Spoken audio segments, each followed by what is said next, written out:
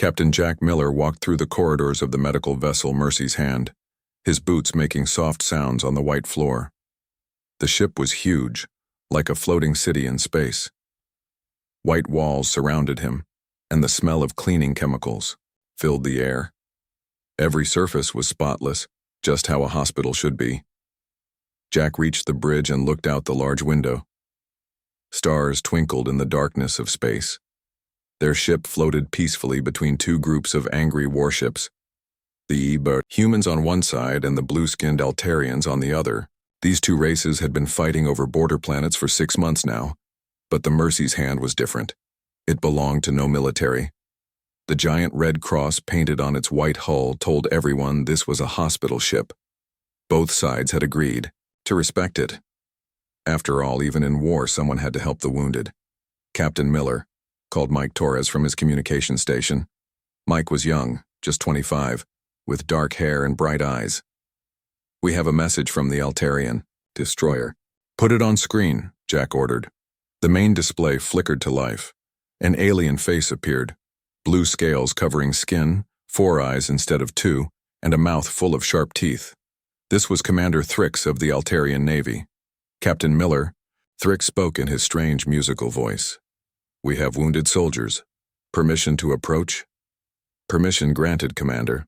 "How many injured?" 12 fighters. Explosion in our engine room. Burns are very bad." Jack nodded. "We're ready for them." In the medical bay, Dr. Lisa Grant checked her supplies. She was 32 years old, with short blonde hair and steady hands that had saved hundreds of lives. Her white coat had small bloodstains from the last surgery. "Amy, prepare trauma room 3, Lisa called to her head nurse. Amy Baker, a woman with kind eyes and graying hair, moved quickly despite her 50 years. "Already done, doctor. Burn treatment kits are ready." The medical bay was enormous. 200 beds filled the main area. Smaller rooms branched off for surgeries. The walls displayed vital signs of every patient. Human and Altarian doctors worked side by side. Politics didn't matter here. Only saving lives mattered. "Incoming shuttles from both fleets," announced Mike over the speakers. "Human shuttle has 8 wounded. Altarian shuttle has 12. Paul Stevens, the chief medical officer, organized his teams. Paul was a tall man with a gray beard and gentle voice. He had worked in space hospitals for 20 years. "Team A takes the humans. Team B handles the Altarians," Paul ordered. "Remember, different biology needs different treatment. Check your species-specific protocols." The shuttles arrived at the same time. Medical teams rushed to the docking bays. Stretchers rolled out carrying burned and bleeding soldiers. Some cried out in pain, others lay too still. Jack watched from the observation deck as his crew worked. Nurse Amy held the hand of a young human soldier who had lost his leg. Dr. Chen, an Altarian physician who had joined their staff, operated on one of his own. "People." "It's amazing," said a voice beside Jack. He turned to see Lieutenant Karen Hill, his second-in-command. She was watching the mixed species medical teams. "Yesterday, these people were trying to kill each other. Today, they're saving each other." "That's why we're here," Jack replied. "War is temporary. Healing is forever." In surgery room 5, Lisa worked on an Altarian child. The young alien had been on a civilian transport caught in crossfire. Shrapnel had torn through his chest. "More blue blood," Lisa called. Her assistant, Dr. Tom Park, quickly connected another transfusion bag. "Heart rate stabilizing," Tom reported. "Nice work, doctor." Lisa smiled behind her surgical mask. "Not done yet. Pass me the tissue regenerator." For 3 hours, Lisa fought to save the child's life. When she finally stepped back, exhausted but satisfied, the young Altarian was breathing normally. "He'll live," she announced. The room erupted in quiet celebration. Meanwhile, in the recovery ward, human and Altarian patients lay side by side. Private John Kelly, a human Marine with bandaged eyes, talked with Warrior 3rd Vex, an Altarian with a broken arm. "Never thought I'd be sharing a room with one of you guys," John said. "Same for me, human," Vex replied, his translator making his words understandable. "But pain feels the same for both of us." "True that," John agreed. The docs here are good. People. As the day cycle ended, Jack made his rounds. He stopped at every bed, spoke to every patient. Humans called him Sir, while Altarians used their gesture of respect, touching their forehead ridges. In the children's ward, both human and Altarian kids played together. Their parents watched nervously at first, then relaxed as they saw. The children didn't care about species differences. Status report, Jack asked Paul during the evening briefing. 47 surgeries today, all successful. We have 93 patients total, 52 human, 41 Altarian. Good work, everyone, Jack said to his assembled department heads. Tomorrow we expect more wounded from the battle near Kepler Station. Captain, Lisa spoke up. We're running low on typo blood and Altarian lymphatic fluid. I'll request supplies from both fleets, Jack assured her. That night, Jack stood again at the bridge window. The Mercy's hand floated peacefully, its white hull glowing in the starlight. It was a small island of peace in an ocean of war. You know what I love about this ship? Karen asked, joining him. What's that? We're the only place in the galaxy where humans and Altarians work together. Maybe there's hope for peace after all. Jack smiled. Maybe there is. As the ship drifted through space, its red cross shining, like a beacon, the crew of the Mercy's Hand continued their mission. They healed the wounded, comforted the dying, and proved that some things were more important than war. 3 hours passed peacefully after the last patient arrivals. Captain Jack Miller sat in his office, typing his daily report to the Neutral Medical Corps. The words flowed easily. Day 127 of humanitarian mission. Treated 47 patients today. Morale remains high. On the bridge, Mike Torres yawned at his communication station. The night shift was always quiet. Stars twinkled outside, and both human and Altarian warships kept their respectful distance. Suddenly, Mike's console lit up with warnings. His eyes widened as he read the data. Captain Miller to the bridge, emergency. Mike's voice echoed through the ship's speakers. Jack ran from his office, his boots pounding on the metal floor. He burst onto the bridge just as Mike pointed at his screen. Massive energy spike, sir. Something big is powering weapons. Jack grabbed his binoculars and looked through the viewport. In the distance, an enormous Altarian ship emerged from behind an asteroid. The Destiny's Wrath, the Empire's newest dreadnought, bristling with plasma cannons. They're targeting us, Mike screamed. That's impossible, Jack said. We're a hospital ship. Raise our shields. Shields at maximum, reported Lieutenant Karen Hill. But sir, they're only meant for space debris, not weapons. Jack hit the communication button. Destiny's Wrath, this is Captain Miller of the medical vessel Mercy's Hand. We are a neutral hospital ship. Stand down immediately. No response came. Instead, the dreadnought's weapons glowed brighter. All hands brace for impact, Jack shouted, into the ship-wide comm. The first plasma torpedo hit the Mercy's Hand like a giant fist. The explosion ripped through Deck 7, where the recovery wards were located. The ship shuddered and tilted violently. In the medical bay, Dr. Lisa Grant was thrown against a wall. Glass cabinets shattered, sending medicine bottles flying. Patients screamed as their beds toppled over. Everyone stay calm, Lisa shouted, blood trickling from a cut on her forehead. She helped a human soldier with a broken leg crawl under a table. Amy Baker rushed to protect the children in pediatric ward. Get away from the windows, she yelled, pushing young patients toward the inner rooms. On the bridge, alarms screamed from every direction. Red lights flashed as systems failed. Hull breach on decks 7 and 8, Karen reported. We're losing atmosphere. Emergency bulkheads closing, Mike added. But sir, we have people trapped in those sections. Jack watched helplessly as another torpedo headed their way. This one struck the engine room. The explosion sent a fireball through the lower decks. In engineering, Chief Paul Stevens was helping evacuate wounded when the blast hit. The force threw him across the room. As he struggled to stand, he saw a young Altarian patient trapped under fallen debris. Without thinking, Paul ran back. He used all his strength to lift the metal beam off the alien soldier. Go! Get to the escape pods, Paul shouted. But what about you? The Altarian asked. I'll be right behind you, Paul lied, knowing his injuries were too severe. Back on the bridge, Jack tried one more time to reach their attackers. This is Captain Miller. You're killing your own people. We have Altarian patients aboard. This time, a cold voice answered.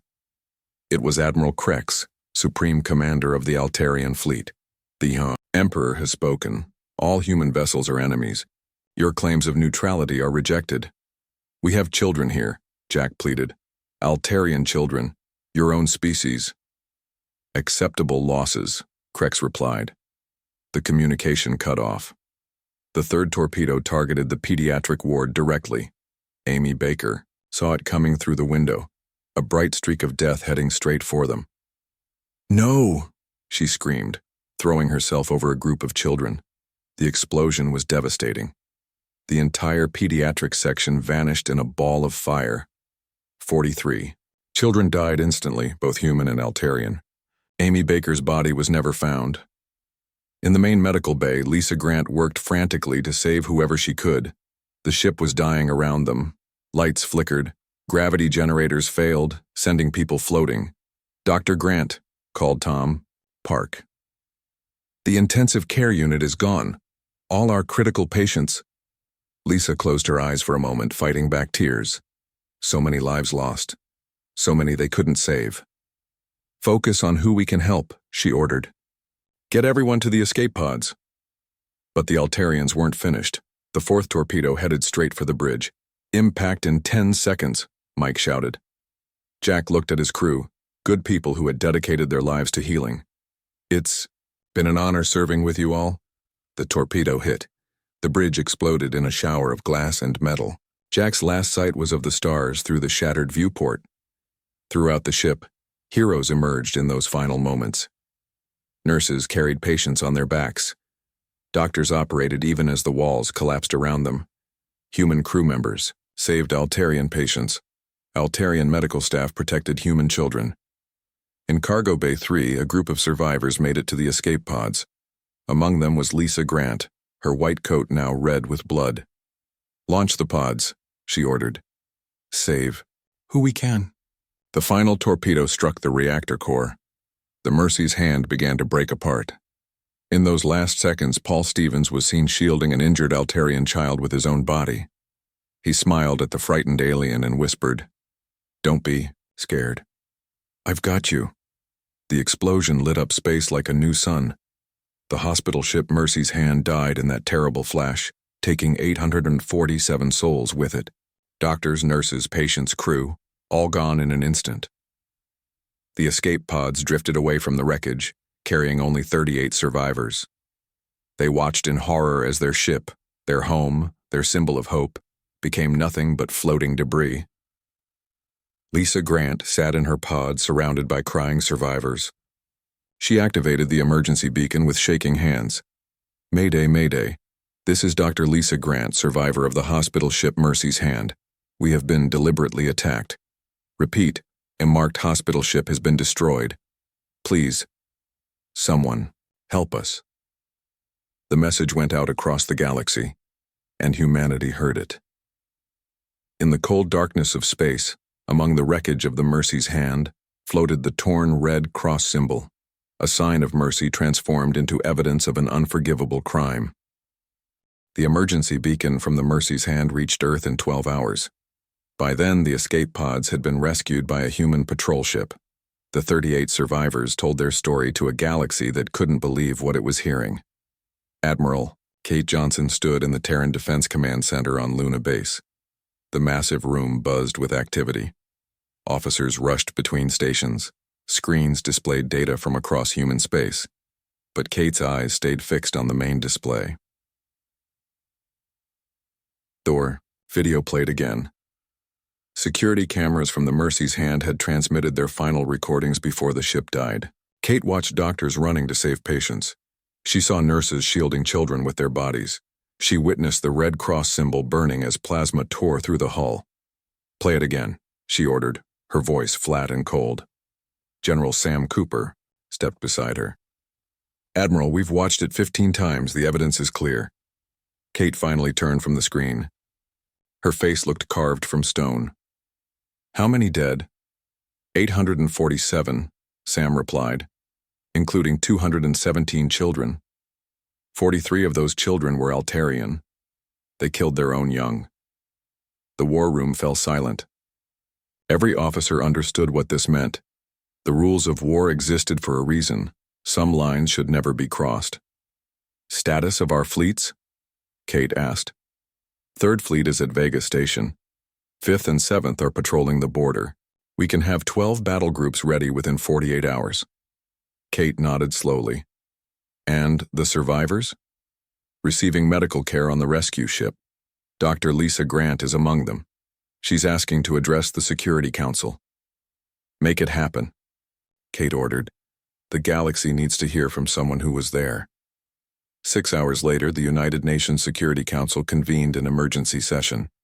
Representatives from every human world attended in person or by hologram. The chamber on Earth. Filled with angry voices demanding action, President Alan Foster called for order. We are here to address an act of unprecedented barbarism. The footage you've seen is verified. The Altarian Empire deliberately destroyed a marked hospital ship. The chamber doors opened. Lisa Grant entered, still wearing her blood-stained medical coat. Bandages covered her arms. Her face carried the exhaustion of someone who had seen too much death. She walked to the podium with slow, determined steps. The chamber fell silent. My name is Dr. Lisa Grant, she began, her voice steady despite everything. 3 days ago, I was chief medical officer aboard the hospital ship Mercy's Hand. Today, I speak for 847 souls who cannot speak for themselves. She paused, looking around the room. We were healers. We took an oath to help anyone who needed us. Human or Altarian, soldier or civilian, adult or child, it didn't matter. We saved lives. That was our only mission. Lisa's voice cracked slightly. I held a 5-year-old Altarian girl as she died. She was in our care because her own people had wounded her by accident. We were trying to save her when they attacked us. She died afraid and in pain because her own empire decided that killing humans was more important than protecting their children. Tears ran down her face now, but her voice grew stronger. They didn't just kill us, they killed the very idea of mercy. They attacked healers. They murdered those who had sworn to do no harm. The Security Council sat in stunned silence as Lisa continued. I watched my colleagues die trying to save patients. Nurse Amy Baker threw herself over a group of children, human and Altarian, trying to shield them. She died. They died. All because the Altarians decided that our Red Cross meant nothing. She held up a piece of burned metal, part of the ship's hull with a fragment of the Red Cross still visible. This is all that's left of our hospital ship. This symbol has meant safety and healing for centuries. The Altarians have turned it into a target. President Foster stood. Dr. Grant, what would you have us do? Lisa looked directly at him. I'm a doctor. I save lives. I don't call for war. She paused. But I also know that some diseases must be cut out before they spread. The Altarians have shown they will kill healers and children. They've abandoned all civilization. If we do nothing, they will do this again. The vote came 2 hours later. Every human government voted the same way. The colonies voted. The space stations voted. Even the pacifist worlds voted. The result was unanimous. Total war. President Foster addressed humanity across all channels. His words reached every human in the galaxy. Citizens of humanity, today, we face a choice that defines who we are. The Altarian Empire has committed an act so evil that it shocks the conscience. They destroyed a hospital ship. They murdered doctors and nurses. They killed children, including their own. He held up images of the destroyed Mercy's Hand. This ship carried no weapons. It threatened no one. Its only mission was healing. The Altarians decided that was unacceptable. The president's face hardened. They have chosen to abandon the rules of civilized warfare. They have chosen to target those who heal. They have chosen barbarism over humanity. In response, We choose total war. Across human space, the reaction was immediate.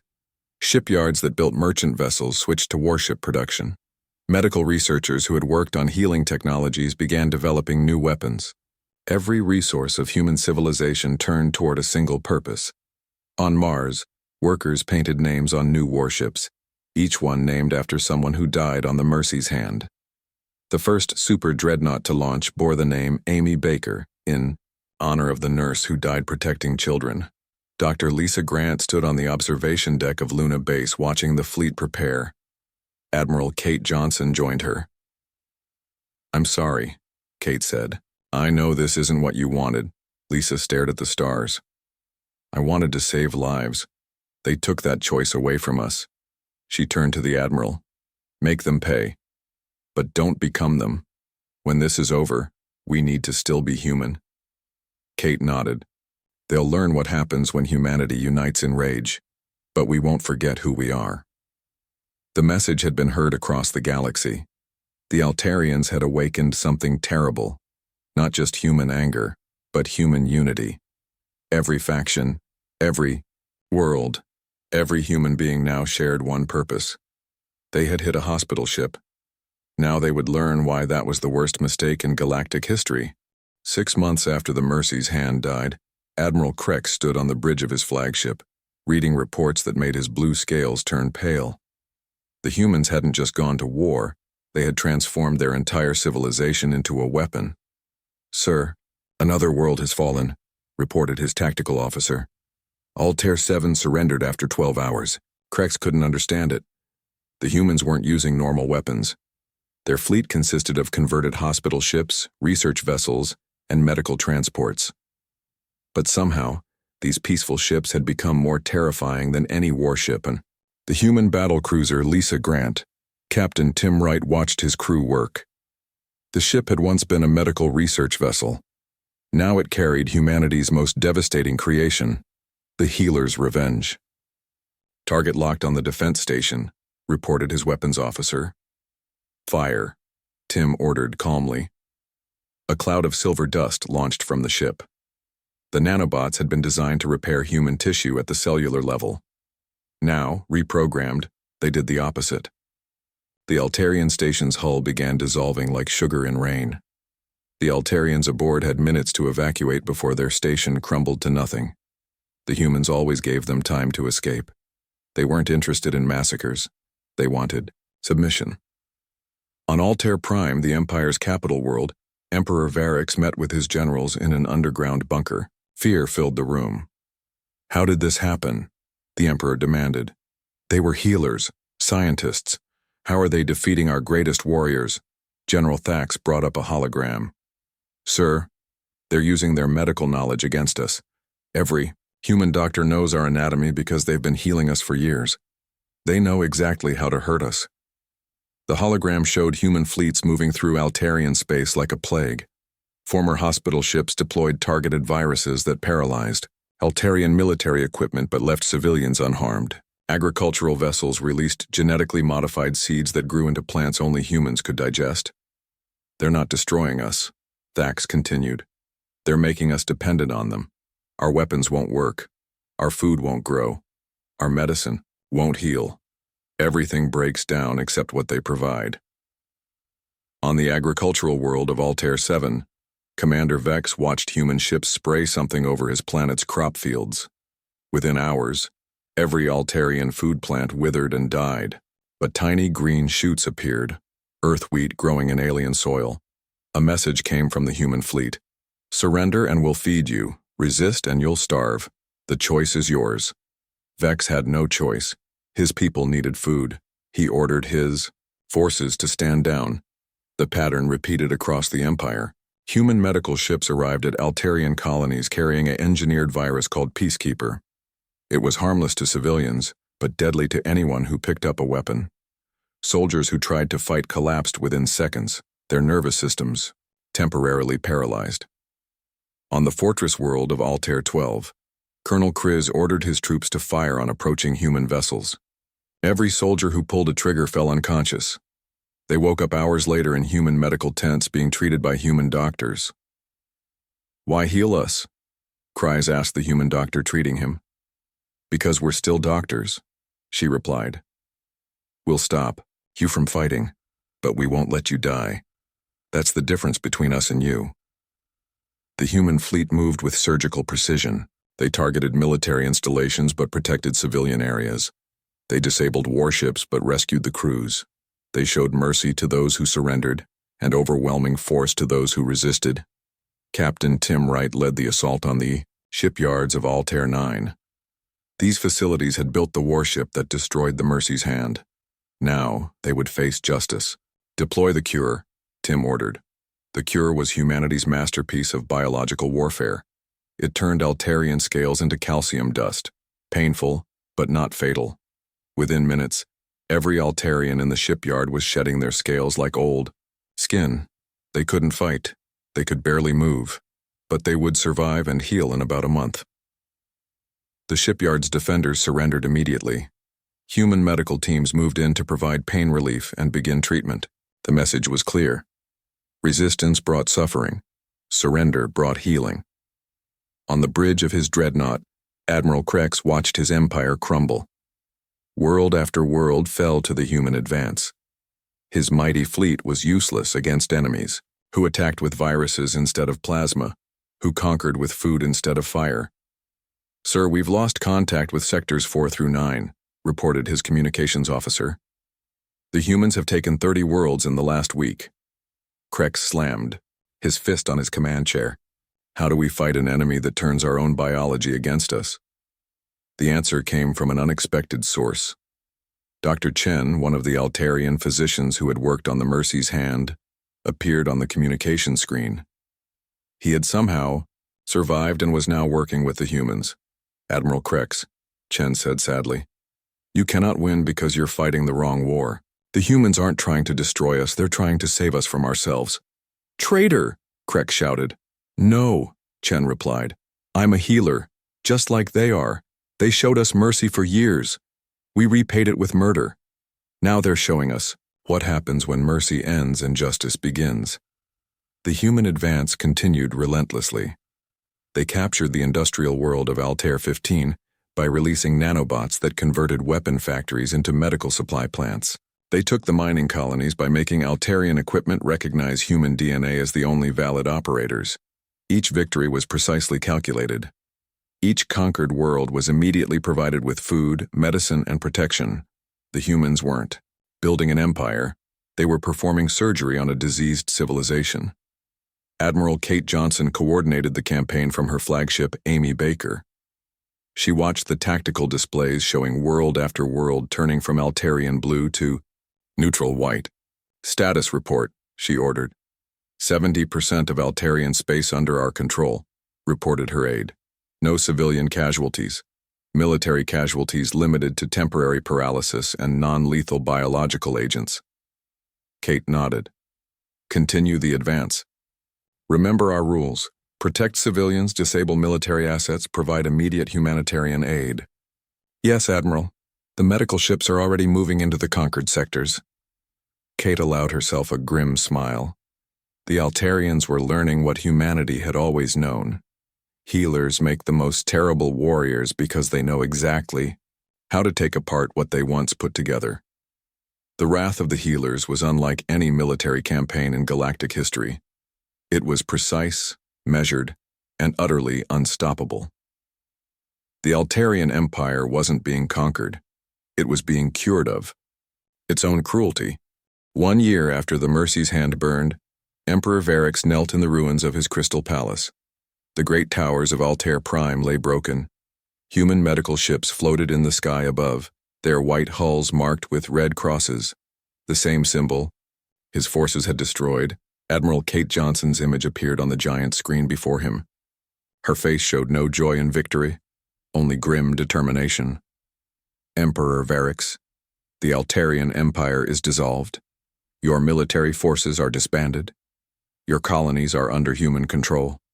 Do you accept these terms? Varix looked around at his remaining advisors. They all nodded, defeated. He had no choice. We accept, he said, his voice barely a whisper. The surrender ceremony took place aboard humanity's newest hospital ship, the Mercy Remembered. Varix was transported there by a small shuttle. As he stepped aboard, he saw something that shocked him. The ship's medical bay was full of Altarian patients. Human doctors and nurses moved among them, treating wounds and illnesses with gentle care. Some of these Altarians had fought against humanity just days ago. "I don't understand," Varix said to his human guard. "Why heal those who tried to kill you?" The guard, a young man named Private Dan Smith, looked at him sadly. "Because that's what makes us different from you. We never forgot how to show mercy." In the conference room, Varix found more surprises. Standing beside Admiral Johnson was Dr. Lisa Grant, the survivor from the Mercy's hand. Her face bore scars from that terrible day, but her eyes held something other than hatred. "Emperor Varix," Lisa said, stepping forward, "do you know why you lost this war?" "Because you had better weapons," Varix replied bitterly. Lisa shook her head. "No. You lost because you forgot the most important rule of civilization. You attacked those who heal. You killed those who showed mercy. You made war on the helpers." She gestured to a wall display showing images from the war. "We defeated you with the same knowledge we used to heal you. Every weapon we deployed was based on medical technology.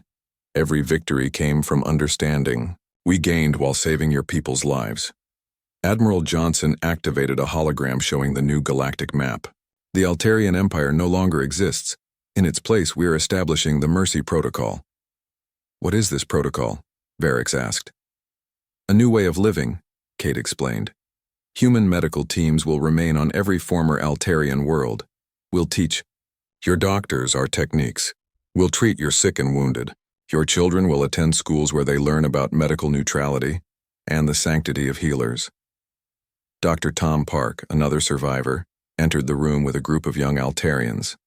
They wore white coats with Red Cross symbols.